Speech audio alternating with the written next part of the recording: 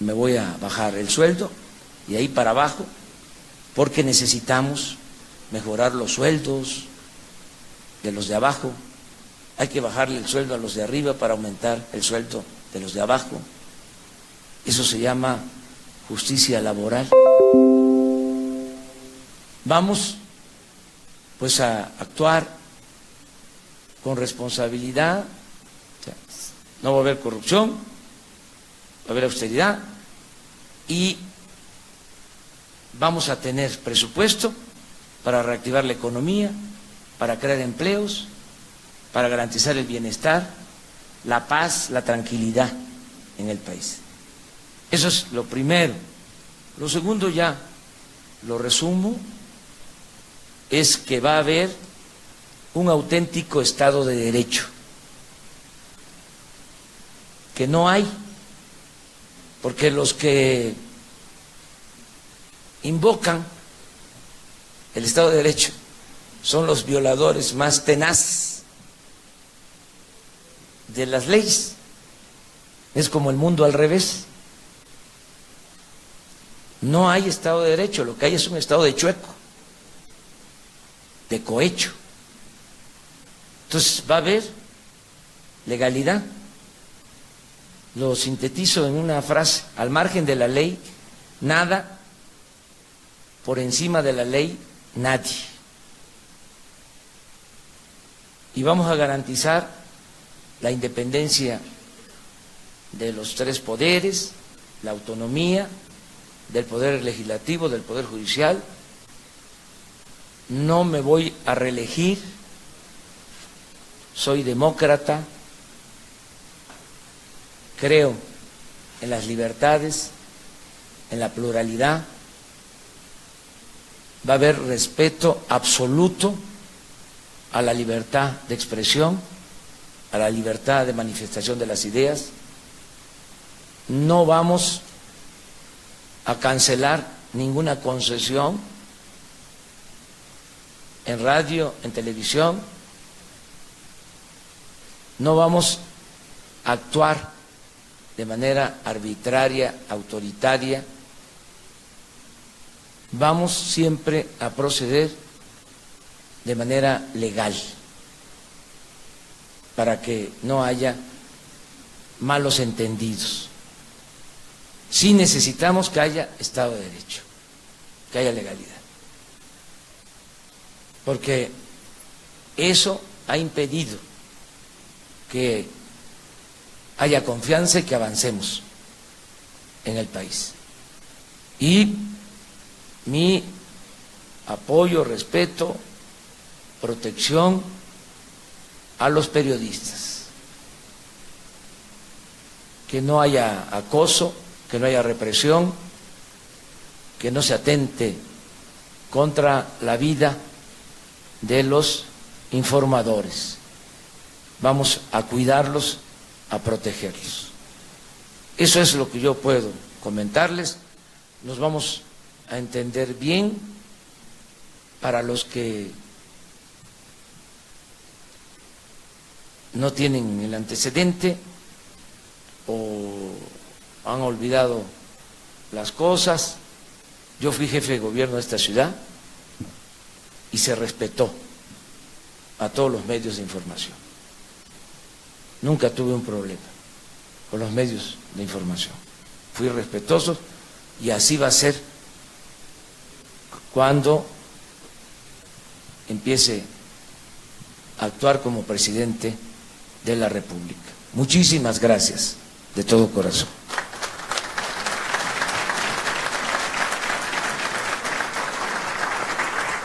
Muchas gracias. Gracias. Pues vamos a empezar justamente entonces con la dinámica de las preguntas. Ya tengo aquí algunas que iré planteándole al candidato, pero yo quisiera empezar un poquito de esto último que señalaba Andrés, el asunto de la relación con los medios de comunicación. No sé, hoy es el Día de la Libertad de Expresión, justamente hoy, y estoy seguro que una de las inquietudes de quienes nos acompañan, pues es los términos de la relación entre el poder y la industria.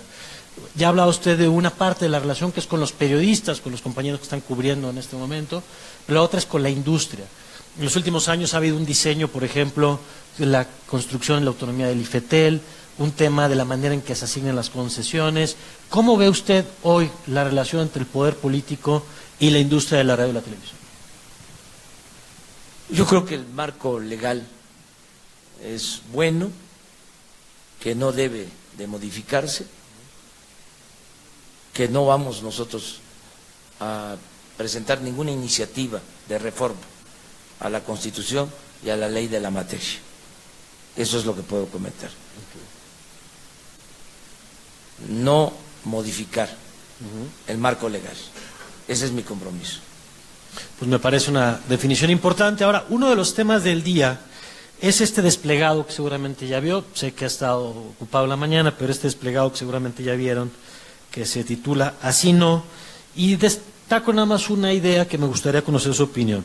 Dicen este desplegado del Consejo Mexicano de Negocios que rechazan lo que llaman expresiones injuriosas y calumniosas y se refieren a lo que ayer señaló de algunos empresarios en Veracruz, y dice particularmente condenamos que un candidato recurra a ataques personales y descalificaciones infundadas, preocupante que alguien que aspira a ser presidente denoste a quienes no comparten sus ideas. Soy respetuoso de las ideas, pero estamos en un proceso electoral y ellos lo saben, y ellos están haciendo política. Ellos tienen preferencia por otros candidatos y no quiero generalizar, pero algunos de los que avalan ese documento pues han impedido el que haya una auténtica democracia en el país, han ayudado en los fraudes electorales de ellos, lo hicieron en el 2006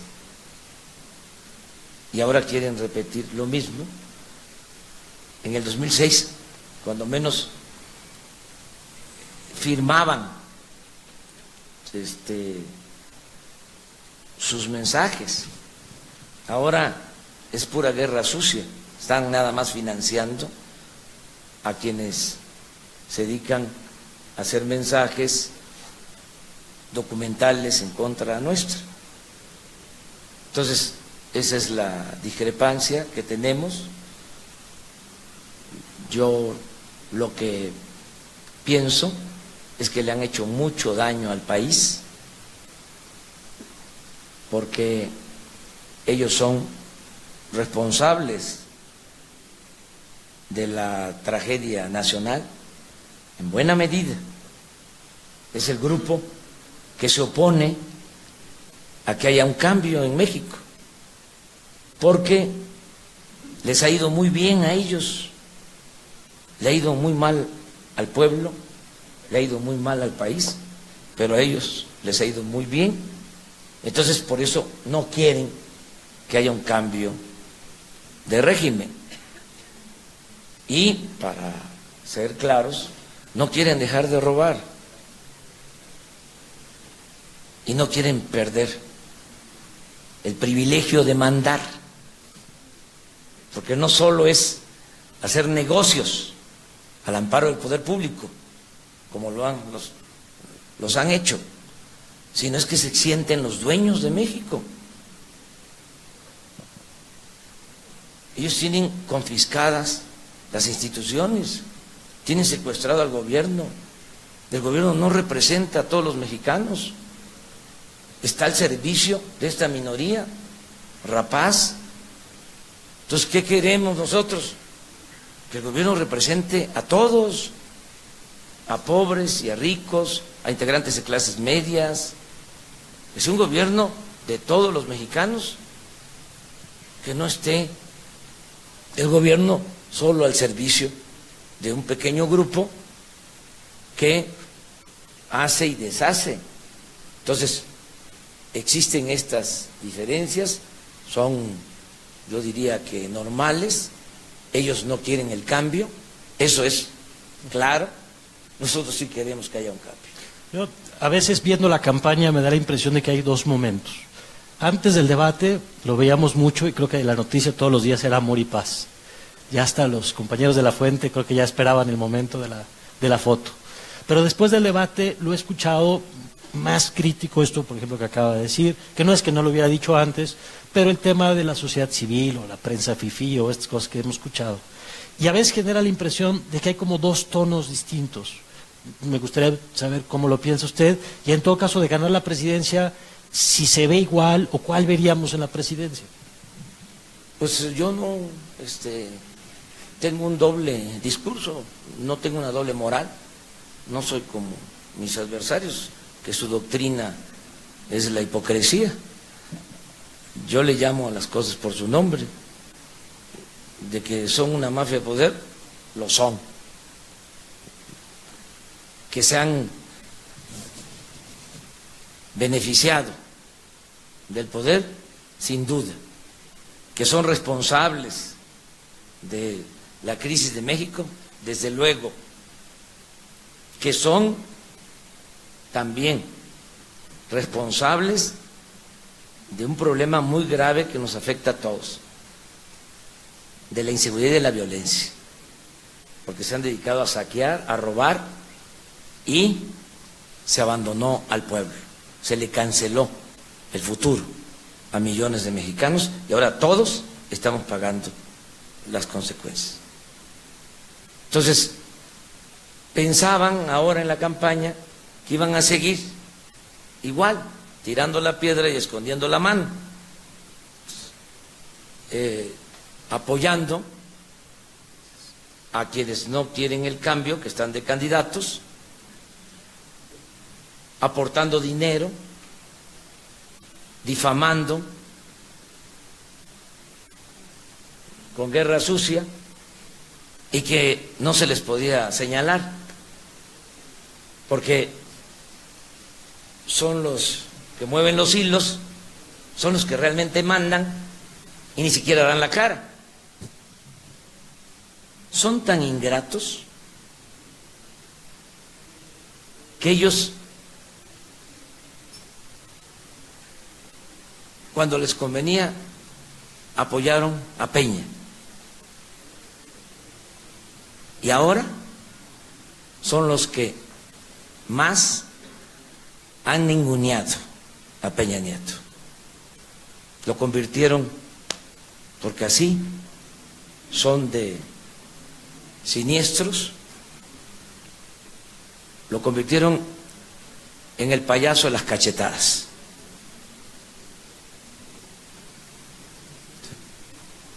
Ellos mismos. Entonces, yo no tengo enemigos, ni quiero tenerlos, yo tengo adversarios, pero lo dije hoy en la mañana en una entrevista, lo que queremos es que el gobierno represente a todos, así como hubo la separación en su momento del Estado de la Iglesia, porque a Dios lo que es de Dios y a César lo que es del César, así ahora se necesita una separación del poder económico y del poder político, y que el gobierno represente a todos. Esa es la propuesta que hacemos. Y no los vamos a perseguir, no es mi fuerte la venganza, nosotros lo que queremos es justicia. Es nada más decirles, ya, basta. Ya han robado mucho, han destruido el país, están desgraciando al pueblo. Háganse un ladito, ya. Hay un tema, ahorita vamos a hablar del asunto corrupción, algunos de los colaboradores, candidaturas de Morena, el tema de las reformas, pero hay un tema que está también ahí de fondo, que es la polarización. Puede haber explicaciones de a qué se debe la polarización.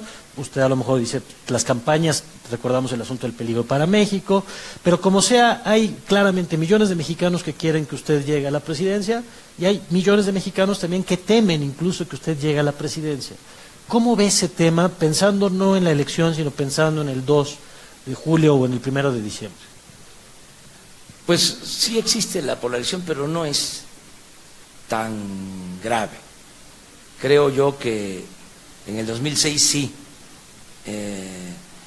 envenenaron más la opinión pública, desataron más odios. Ahora no, porque ya la guerra sucia no les funciona.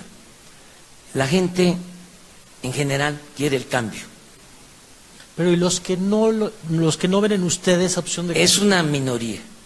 O sea, nosotros estamos ganando, según las encuestas, si fuesen ahora las elecciones, ganaríamos con 25 puntos de ventaja. O sea, es bastante el número de mexicanos que nos están apoyando. Pero además los que no van a votar por nosotros no tienen animadversión hacia nosotros. O sea, si ustedes ven las encuestas, yo tengo muy pocos negativos. O sea, no van a votar por nosotros, pero no están en contra de mí muchos mexicanos. Es un grupo arriba y además los comprendo. Es que pues son los que se creen amos y señores ¿Pero del solo país. serían esos? Sí, y un sector de la población que yo respeto mucho, que tiene posturas conservadoras y los respeto. O sea, siempre en la historia de México ha habido dos grandes agrupamientos, liberales y conservadores. Siempre. Hasta cuando era presidente Porfirio Díaz, se mantuvo el conservadurismo. Bueno, después de la derrota de los conservadores y de los invasores, luego de la República restaurada, siguió existiendo el conservadurismo. Y el liberalismo lo mismo. Esas son las dos grandes corrientes del pensamiento, las dos grandes corrientes de la política. Todo lo demás, y muchas gracias a todas y a todos. Neoliberalismo, fascismo, son complementos, pero los dos troncos son estos. Entonces en México siempre ha habido el bloque conservador. Entonces ellos, pues como su nombre lo indica, apuestan a conservar, a mantener el statu quo. Entonces es una manera de pensar que se tiene que respetar. Eso es parte de la democracia. Y no hay ningún problema con ellos. Inclusive nosotros estamos haciendo un llamado a la unidad y se están uniendo quienes estaban en el PRI, quienes estaban en el PAN, quienes estaban en otros partidos. Nuestro movimiento es amplio, plural, incluyente. Tan es así que los militantes del PES, del PT y de Morena somos, cuando mucho, 4 millones de militantes. Y en las encuestas, cuando se le pregunta a la gente por quién vas a votar, están manifestando que van a votar por nosotros alrededor de 30 millones. ¿De dónde salen tantos? ¿De dónde son? De otros partidos y ciudadanos sin partido. Entonces, no existe. Sí, claro, van a buscar ahora, de manera artificial, crear esta polarización, pensando que eso les va a ayudar. Yo creo que son otras las condiciones. No es lo mismo el 2018 que el 2006. Ya. A ver, hay varios temas. Por ejemplo, uno de los temas recurrentes es el modelo de comunicación política. Entonces nos han dicho varios que el asunto de los spots, por ejemplo, está agotado, que usted estaría por un cambio en este modelo.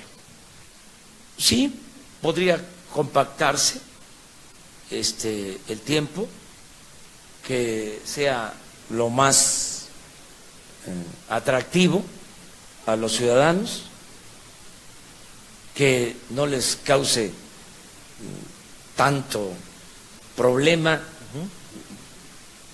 de administrar esos tiempos. todo eso se puede revisar.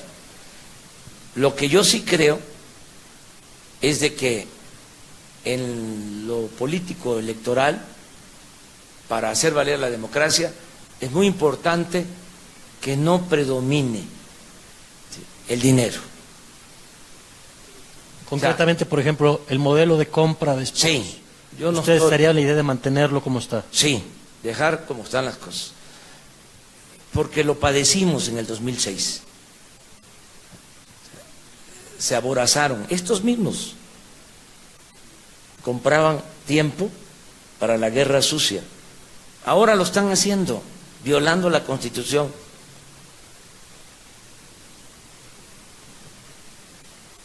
No sé si han visto un mensaje de unos niños. Sí. Eso es violatorio a la Constitución, al artículo 41 de la Constitución.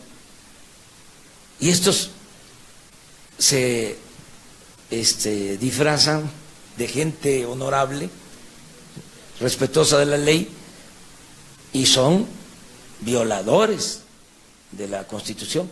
Esa es una violación flagrante al artículo 41 de la Constitución. Entonces, eso no se debe de hacer. Es parte de la desesperación. Ese mensaje lleva dedicatoria. Está en contra de nosotros. Y ni siquiera es, como se dice en teoría de la comunicación, mensaje subliminal. No, directo. Tiene que ver con la reforma educativa. Como nosotros hemos expresado que vamos a cancelar la reforma educativa, va directo contra nosotros. Eso sí, es ilegal. No queremos eso. Entonces, si hay una demanda de la Cámara, la radio y de la televisión, que es legítima acerca de que se contrate tiempos, tendría que primero decirles a agentes que respeten la Constitución, que respeten las leyes. Nos pregunta también, dice que hay una desventaja, particularmente en la radiodifusión, frente a las redes sociales, que hay una carga regulatoria impositiva muy importante para la industria, que se estaría dispuesto a desregular para que sea más competitivo. Sí, vamos a buscar la manera, yo he estado platicando esto con algunos concesionarios, de que se empleen mejor los tiempos oficiales. Nosotros no vamos a necesitar de propaganda. Eso tiene que ver con el régimen autoritario. Esto viene desde la época de Hitler, de Goebbels, que decía que una mentira que se repite muchas veces puede convertirse en verdad. Entonces, el manejo de la propaganda. No, vamos a utilizar los medios o los tiempos en medios para orientar socialmente lo que ustedes hacen. Muchos de ustedes hacen servicio social, que ponemos de acuerdo cómo utilizar mejor ese tiempo, que no todo sea política, que no todo sea alabar al gobierno. Eso en los tiempos oficiales. Y en la parte de la compra de espacios, digamos, de la publicidad oficial. Que se pueda contratar poquito, porque es bendito. Porque vamos a cuidar el presupuesto público. Entonces, pero no vamos a dejar de informar, de orientar, y eso es necesario. Hay el tema de la corrupción, de lo que hablaba usted antes. Por ejemplo, una dice, ¿cómo se puede combatir la corrupción y poner a Napoleón Gómez Urrutia? Alguien dice que si tiene una alianza con la maestra Elvester Gordillo. Bueno, son dos de los casos que mencionan. Sí, no tengo alianza con la maestra Albester. El caso de Napoleón tiene que ver con la decisión que se tomó de darle oportunidad para que regrese al país, porque fue perseguido. Pero podría regresar sin ser senador, digamos. No, no tiene ningún delito pendiente, pero pues está la amenaza contra él. Entonces, yo detesto el uso autoritario del Estado en contra de empresarios y de comunicadores. Me molesta mucho. Entonces, cuando nos pidieron esto, dijimos, adelante, revisamos, no hay delitos, a pesar de que el gobierno quiso afectarlo, no tiene ninguna denuncia pendiente, el gobierno de Canadá le dio asilo, la nacionalidad. Nos hicieron este planteamiento dirigentes sindicales, mineros del Reino Unido, de Canadá y de Estados Unidos, que les parecía algo injusto el que una persona sin tener denuncia en su contra en el país estuviese en el asilo. En eso puedo entender si se cree que es inocente o culpable, pero ¿por qué al Senado? Porque ahí puede estar representando a los mineros. Digo, no a todos los mineros, al grupo que él representa. Como una representación. Uno de los, hablaba ahorita del uso de las instituciones, que es uno de los temas, el combate a la impunidad y la corrupción en México. El tema de la fiscalía. Hay dos discusiones, me parece, ahí. Una es quién debe nombrar al fiscal, si es el presidente, como ha ocurrido una terna, como ocurre hoy, que ratifica el Senado, o si debe haber algún tipo de mecanismo para tener esta fiscalía autónoma, como ocurre en otros lados. Usted ahí ha dicho que es más de la idea de proponer una terna y que el Senado ratifique. Sí. ¿Por qué? ¿Y si eso no corre el riesgo de repetir los vicios que hemos tenido? No, al contrario. Estos que se disfrazan de sociedad civil. Bueno, a la sociedad civil antes se le llamaba pueblo. Y yo le tengo mucho respeto al pueblo, venero al pueblo. Pero ahora ciertos grupos, personas, se hacen llamar de la sociedad civil para defender intereses.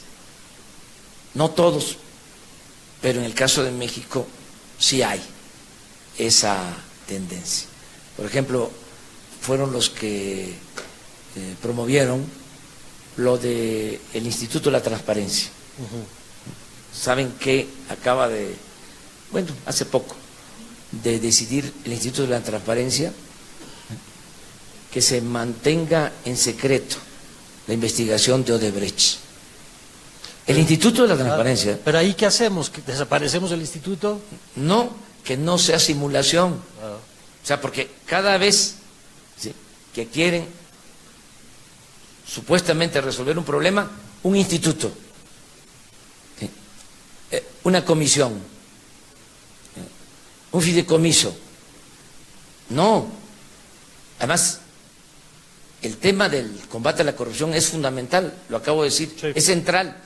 O sea, no vamos a dejarle el fiscal anticorrupción a la mafia. Es como dejar, con todo respeto, la iglesia en manos de Lutero. Pero si lo nombra el presidente, se llama usted o como no lo nombre el presidente.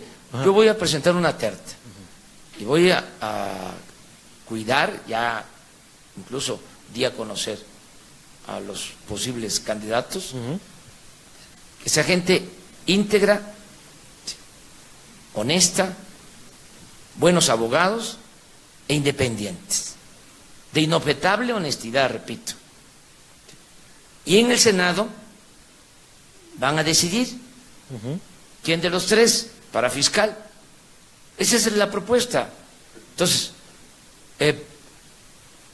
no voy a dejar que suceda lo mismo que ha venido pasando, donde se van creando organismos autónomos, entre comillas, ¿sí?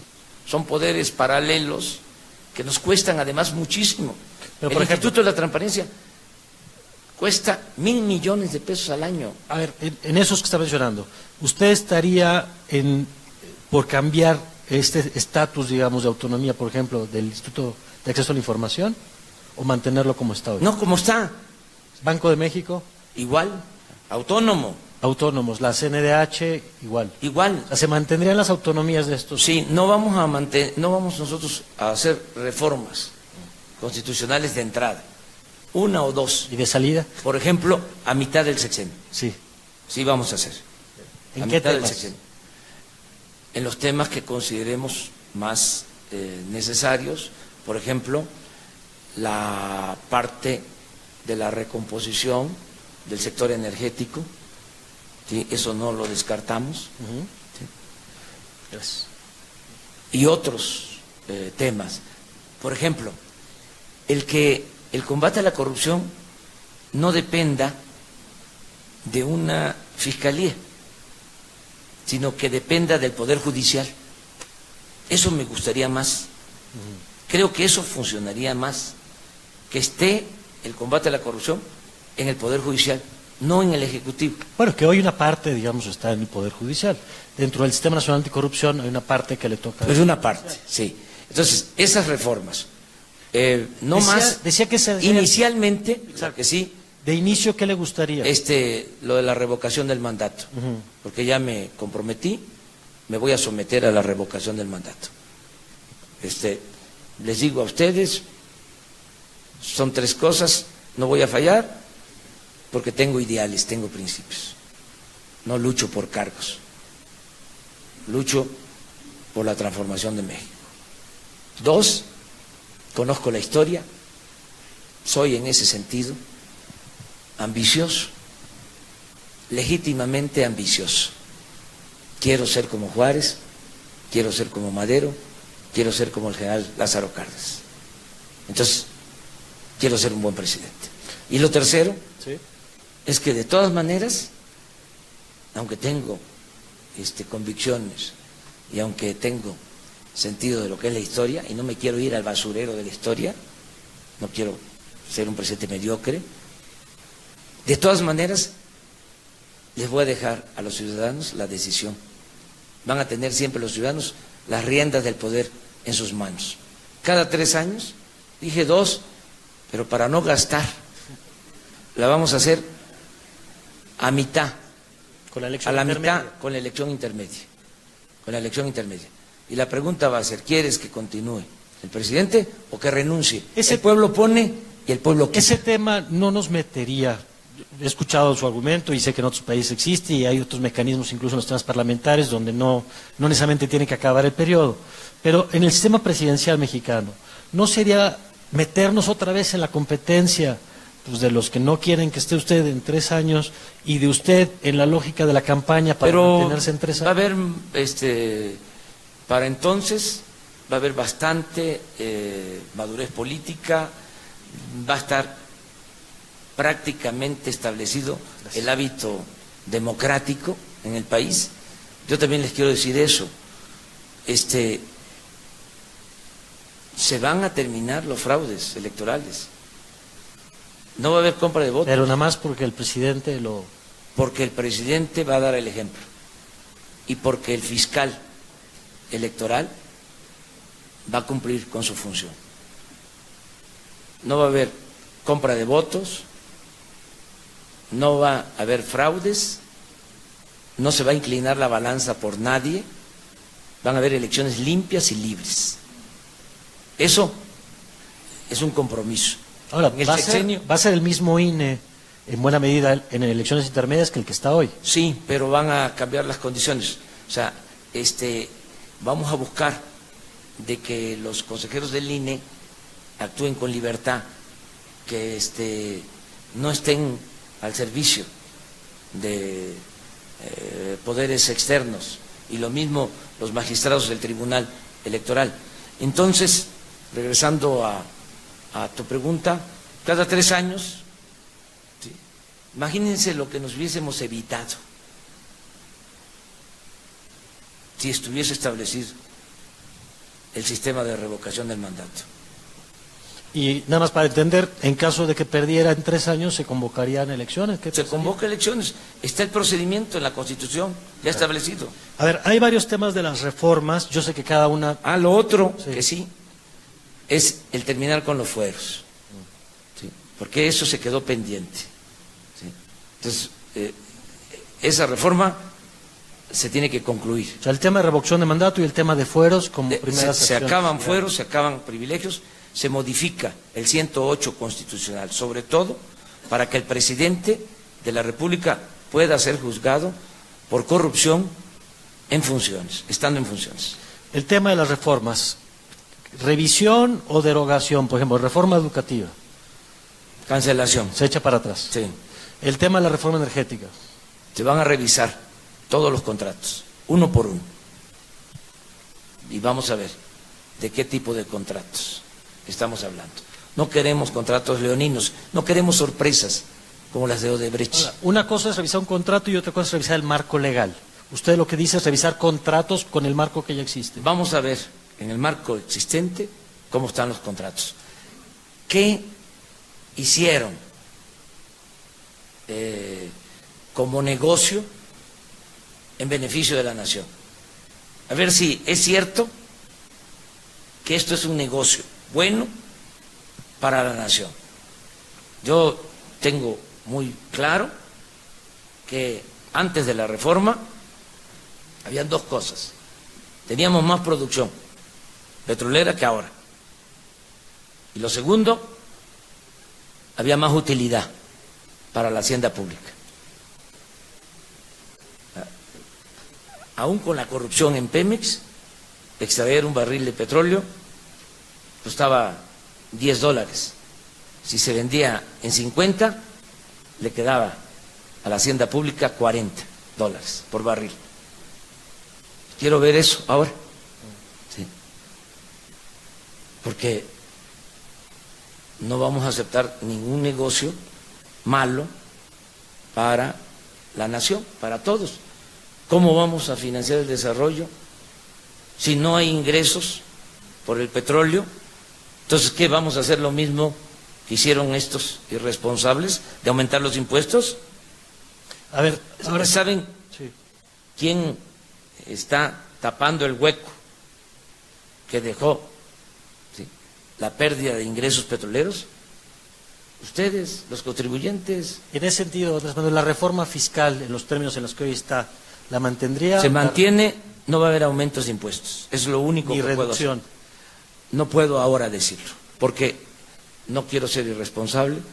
Puede ser que Anaya venga a decirles que le va a bajar los impuestos, porque Anaya no va a ganar, pero yo voy a ganar. Y no quiero incumplir mis compromisos. ¿Cuál es mi compromiso? Que no aumenten los impuestos en términos reales, que no haya déficit, que no aumente la deuda en términos reales, que no haya gasolinazos. Esos son mis compromisos. ¿Sí?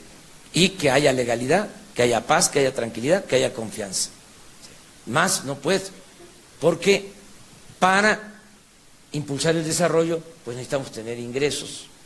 Va a haber una administración pública sana, no vamos a gastar más de lo que tengamos. Recorte del de gasto ingresos. público. Vamos a ajustar el gasto, eso sí, se los explico. Ahora es mucho el gasto corriente y muy poco lo que se destina a inversión. Se destina a inversión 600.000 millones de pesos.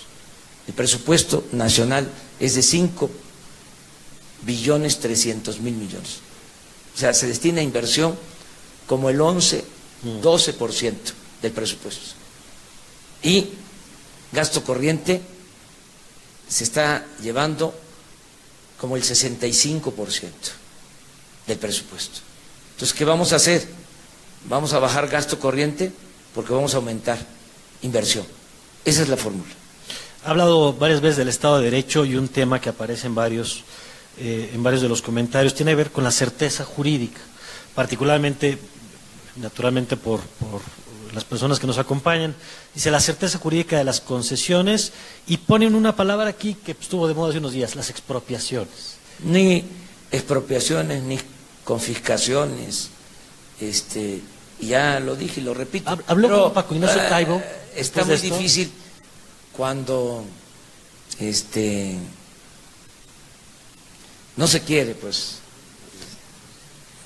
aceptar una postura, pues a veces entra por un oído y sale por otro, pero yo quiero que les quede claro, y soy hombre de palabra, que no se van a modificar las concesiones. Ya.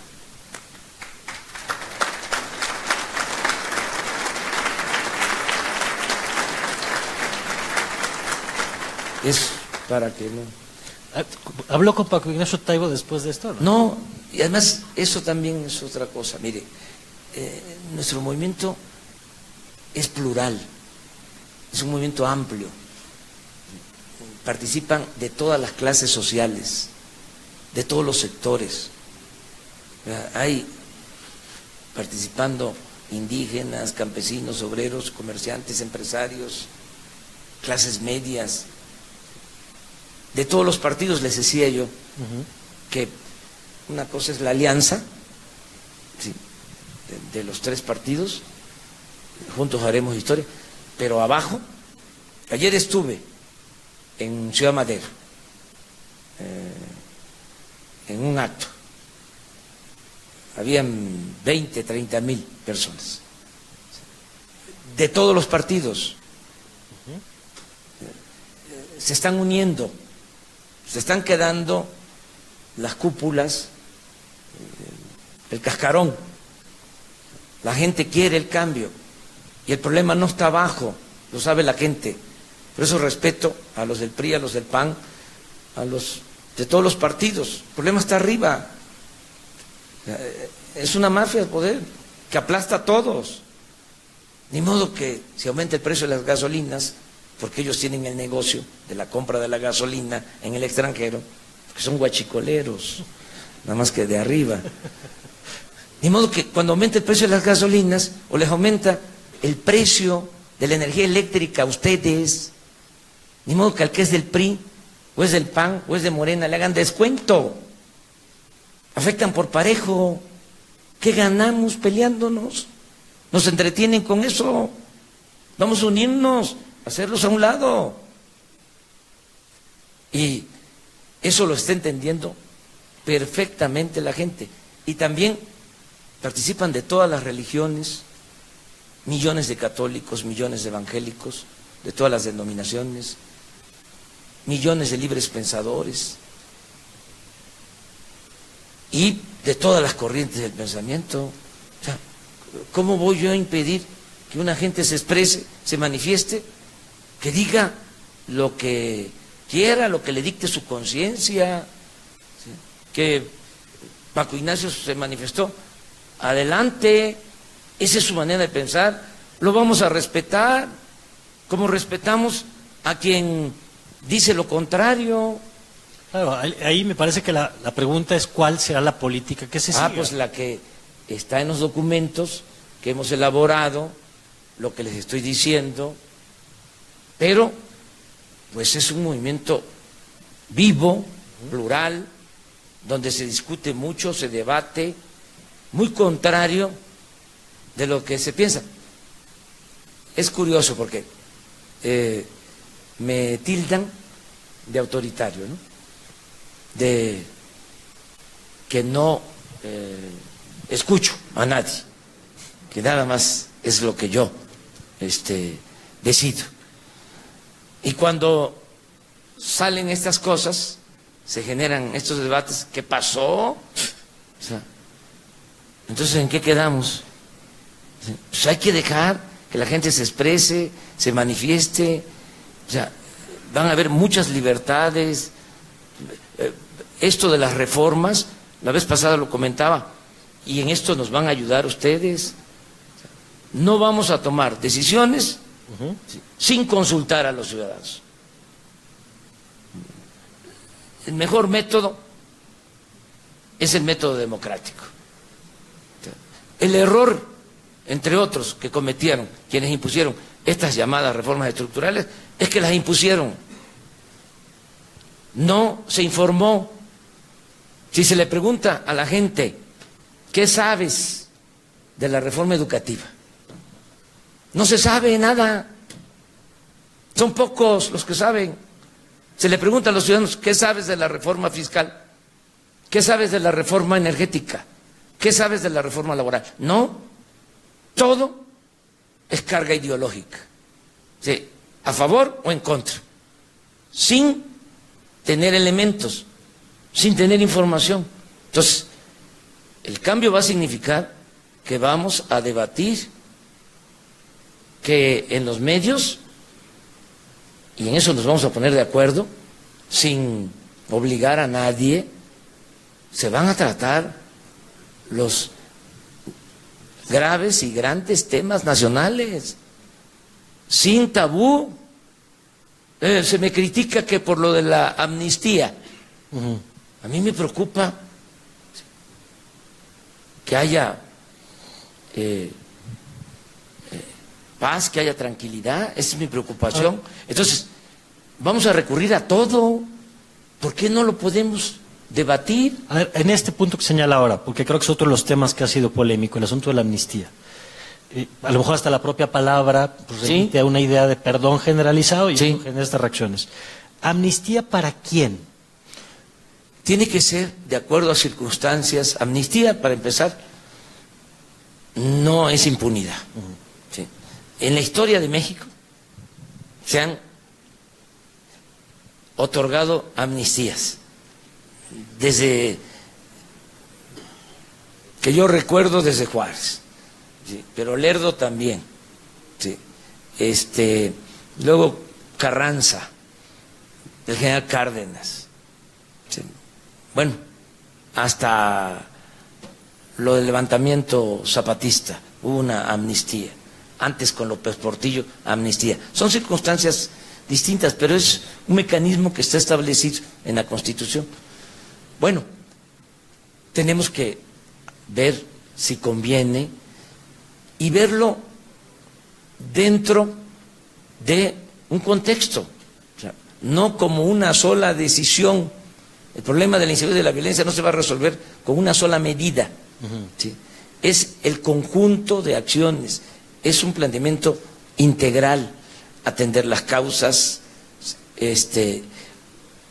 coordinar el esfuerzo de todas las corporaciones policíacas, que no haya la dispersión que existe ahora, atender el asunto diario, de manera permanente. Por ejemplo, en el tema de Fuerzas Armadas nos preguntaban, ¿a favor o en contra de la Ley de Seguridad Interior actualmente aprobada? Está en la Corte. Sí. Vamos a esperar lo que resuelva la Corte.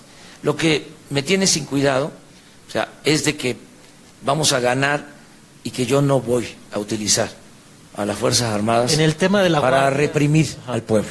Pero, por ejemplo, en el combate al crimen. No, vamos a explorar otras opciones. No ha funcionado el uso de la fuerza. Ya, también. Como dicen los jóvenes, ya chole. O sea, 70 homicidios diarios y le siguen con lo mismo. No se puede apagar el fuego con el fuego. Es de sentido común.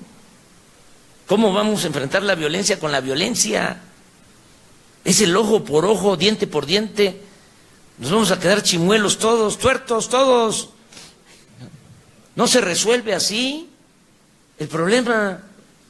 Aunque tengamos un policía en cada esquina, si no atendemos las causas, nos van a seguir robando. O sea, ¿por qué somos tan hipócritas y no queremos ver que se desató la inseguridad y la violencia porque ha aumentado la pobreza y se puede probar. ¿Por qué no queremos ver que se desató la inseguridad y la violencia? Porque no ha habido crecimiento económico. ¿Por qué no queremos ver que aumentó la inseguridad y la violencia? Porque ha aumentado la corrupción. A ver, o sea, sí. Es que esto es muy importante. Porque dice, sí, hay que atender las causas. Pero eso es para después. Lo primero es el garrote. Lo primero, sí, es la mano dura. ¿Qué detonaría, en su opinión? Ya habló del tema de la corrupción, de lo que usted estima como ahorro en el caso de la corrupción, y dice eso se podría destinar a inversión para no tener que subsidiar vía deuda o vía impuestos.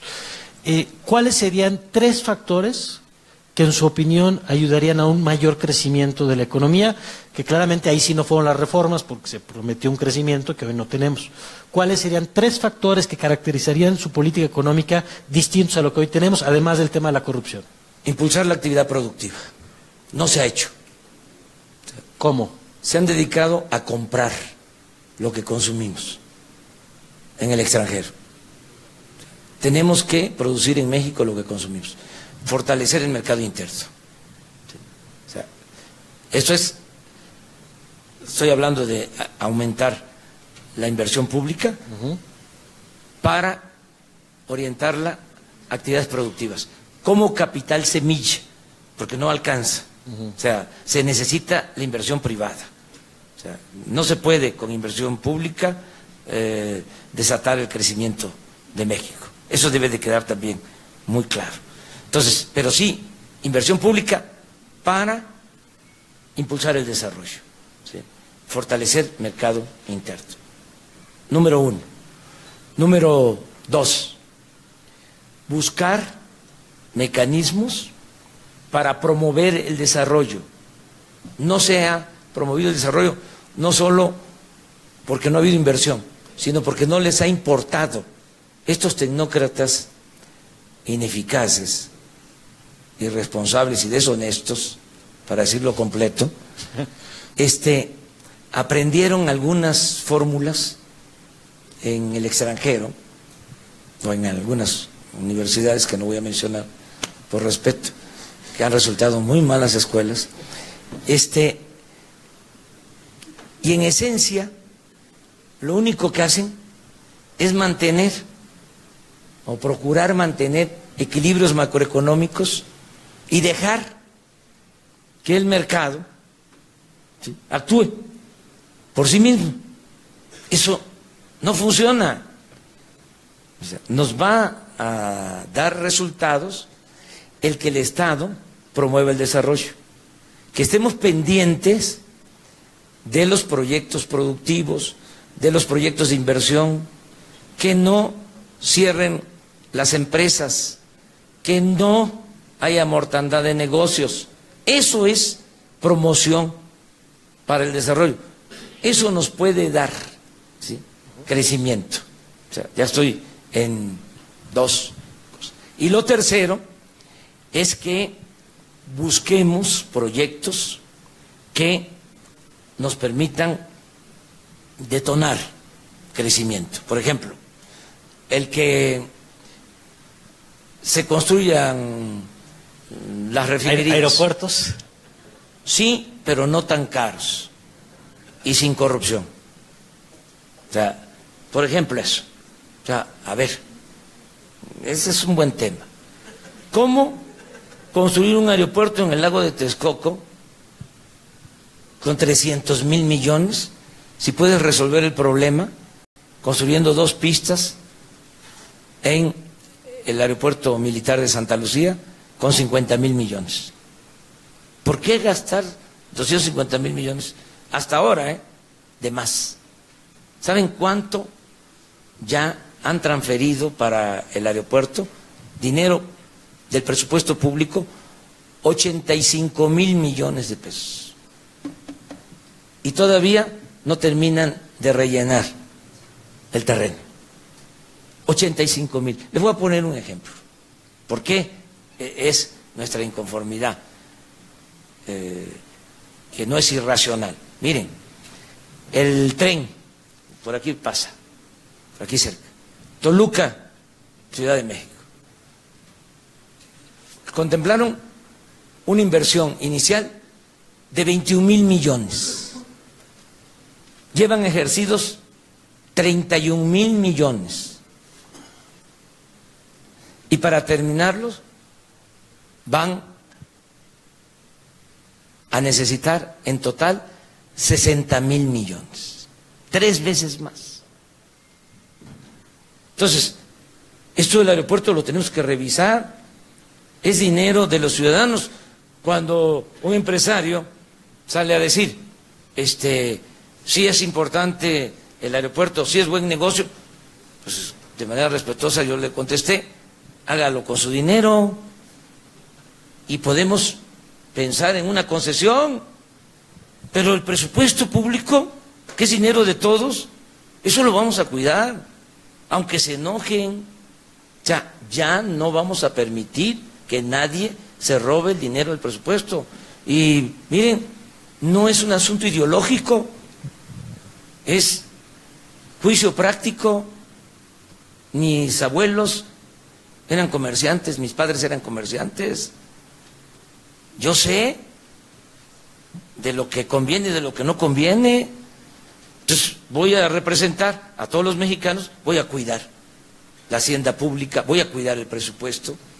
Nos va a rendir el dinero del presupuesto. Y en este caso del aeropuerto, yo voy a hablar con el presidente Peña al día siguiente, a los 2 días, porque al día siguiente vamos a estar desvelados, vamos a estar no en condiciones porque vamos a estar celebrando, pero a los 2 días voy a ir, y un tema que quiero tratarle es este del aeropuerto, y se lo quiero tratar a los empresarios. Miren, no está tan difícil, son 5 partes las que tienen el aeropuerto, 5, y uno de ellos tiene 2 y el otro es muy amigo. Entonces realmente pues se puede llegar a un acuerdo. Es decir, a ver, Pérez, vamos viendo. O sea, nada de que va a ser el negocio del siglo, otro FOAPROA. Nos costó 1 billón el FOAPROA. ¿Saben cuánto se ha pagado de intereses? Otro billón. ¿Cuánto debemos? Otro billón. No, así no. Va a haber cambios. Me dio mucho gusto estar aquí, ya se nos terminó el tiempo, eso es lo que yo considero. He estado hablando mucho. Déjame dos preguntitas para terminar, ya nos vamos. ¿Sí? Esta creo que hasta le va a gustar. A ver, dice, cualquiera de las reformas que propone, las nuevas o las revocadas, requieren mayoría legislativa, que dicen aquí difícilmente alcanzará. Usted a lo mejor, no sé qué números tenga, si nos quiera compartir, que si convocaría a un nuevo pacto por México. Sí, pero no se va a llamar Pacto por México, se va a llamar Acuerdo Nacional contra la Corrupción. Voy a convocar a todo el pueblo para que pongamos por delante la honestidad como forma de vida y como forma de gobierno. Y la última, ¿ya está preparándose para el segundo debate? Sí, bueno, en la medida de lo posible, porque estoy recorriendo el país, hablo en 3 mítines diarios, o sea, y así puedo platicar, conversar con ustedes. No hay que prepararse tanto. ¿Cambiaría algo del primero? Lo mismo, hay que ser auténticos, o sea, y no dejarse atrapar por algunos publicistas. No todos los publicistas son malos, pero son modelos, ¿no? O sea, los preparan para que sean como loros, que estén ahí, de hablantines, sin sustancia. Eso no les ayuda. Miren lo que pasó en el debate. Prepararon todo, hicieron toda una estrategia post-debate para hacer aparecer de que había ganado un candidato el debate. Contrataron tiempos, eso es muy interesante, en redes, y había ya el anuncio antes del debate de que ya había ganado un fulano, que no voy a mencionar, por respeto. Pero que ya antes del debate. Entonces se van a la cargada con el postdebate, hacemos encuestas y crecimos después del debate y vamos a seguir creciendo.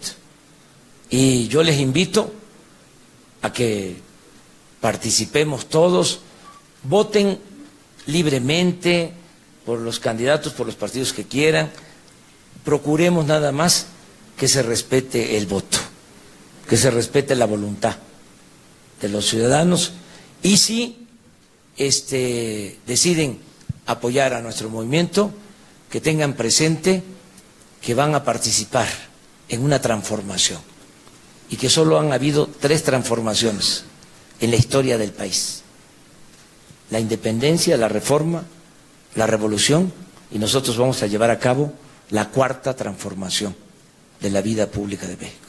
De modo que no se lo pierdan. Muchísimas gracias, amigas y amigos.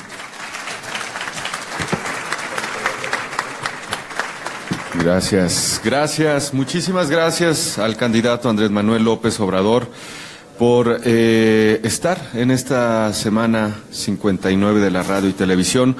También gracias a Mario Campos, y en este momento el presidente del Consejo Directivo de la CIRT, el ingeniero Edgar Pereda Gómez, le entregará un reconocimiento a nuestros invitados. Muchísimas gracias por su asistencia.